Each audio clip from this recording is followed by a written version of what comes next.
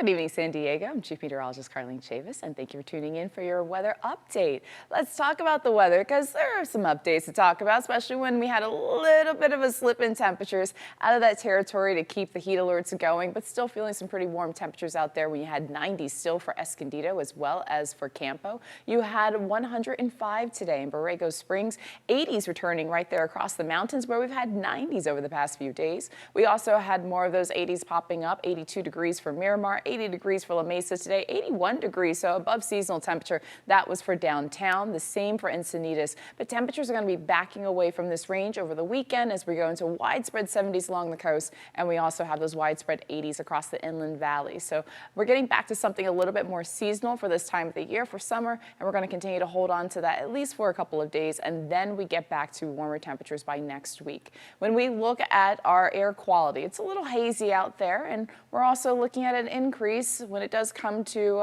those PM 2.5. So that's where you're seeing the haze. We still have that fire that is burning in Boulevard. Containment continues to go up, so definitely a good sign, but it also leads to the increase in those very fine particulates. So moderate readings when it does come to our air quality for today, and we're looking at much the same by tomorrow. When we look at your overnight lows, getting away from some of those 70s that we've had popping up first thing in the morning, widespread 60s, but still pretty warm overnight, and that's going to be for Borrego Springs at 80 degrees. So 64 degrees for Poway, 66 degrees expected for La Mesa, 68 degrees for Chula Vista.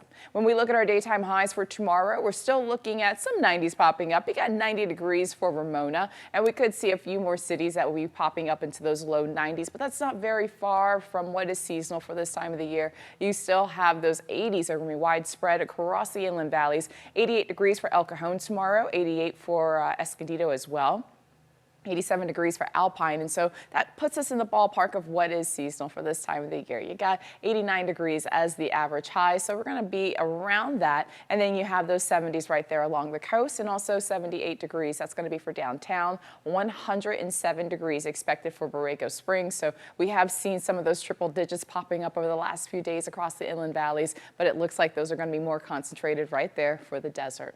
When we look at conditions out from this camera, looking out near Julian, looking towards the south, you're not seeing big towering cumulus clouds like we've seen over the past few days. We did have some of those cumulus clouds that were developing by the afternoon hours, nothing compared to yesterday, especially when we had that big cell that popped up right there in Julian, and that warranted an alert from the National Weather Service because of the pea-sized hail it was producing, as well as those gusty winds. Well, today we still had that lingering monsoonal moisture, but it's going to be thinning out as we go into the weekend forecast. So a few showers that did develop. We saw that near Pine Valley right there along the 8, and then everything quieted down after that. So not looking at a big surge when it comes to monsoonal moisture for this weekend. It's going to be thinning out because that area of high pressure moves a little bit closer towards us. As a result, that allows our temperatures to be in that near seasonal range, and it also cuts off some of that moisture that's going to be impacting our forecast. So we're still going to have a little bit of that increase in moisture, but not enough to really bring in a good chance of seeing any scattered showers or thunderstorms, especially for the mountains and the desert.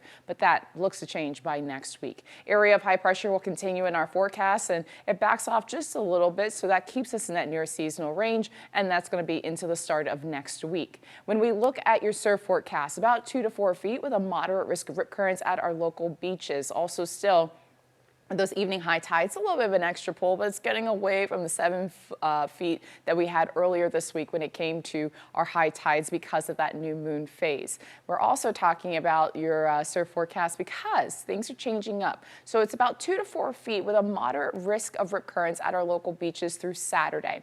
Then we get to the second half of the weekend, and that's where Alita comes into play. So it's a tropical storm as of tonight, and it is moving towards the west-northwest at about 12 miles per hour. Maximum sustained wind speeds are at 65 miles per hour. We're going to have some impacts from Alita, but it's not going to be direct impacts. So we're not talking about this storm system, this tropical cyclone bringing us tropical storm force winds or even rainfall. But what it will do, it brings us indirect impacts, and that is going to be with those large breaking waves and the potential there for the coastal erosion. And that's because we're going to have that the waves picking up by the second half of the weekend into the start of next week, as this storm system does maintain being a tropical storm into about Sunday night.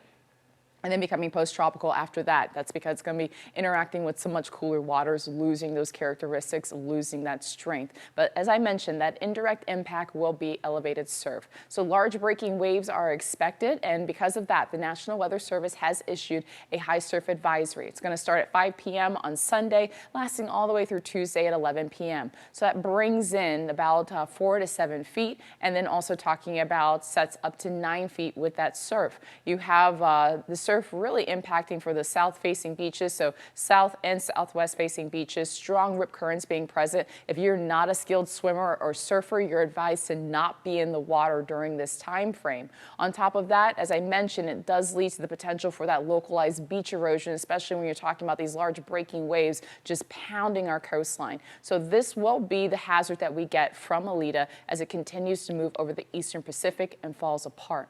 Now, we are looking at red boxes because the National Weather Service issued that high surf advisory. So for the coast, you have weather impact alert days during the time frame of that alert, of that advisory. You have the upper 70s for daytime highs for the coast. You're also looking at a return to those more widespread low 90s for the inland valleys. That's going to be by Sunday all the way into Friday of next week. You still have 80s for tomorrow for most of your daytime highs, which I already showed you about a few graphics ago. And then you're also looking at those 80s right there across the mountains, but then temperatures will be warming up right back to the low 90s by the middle of next week. You're seeing lightning markers for that chance we could see some afternoon showers and thunderstorms for the mountains, but for the desert, not so much. So it looks to be more concentrated across the mountains, with the potential for that activity. For the desert, things pretty much on cruise control. You have highs around 107. You're going to be in that range for this weekend. A minor slip just by 2 degrees, 105 by Monday, and then those temperatures go up to 108 by the middle of next week and stay at 109 for Thursday as well as Friday. So summertime heat still in full force, but we're not talking about extreme heat with this. I hope you are having a great night. I hope you have a great weekend, and I will see you right back here next week.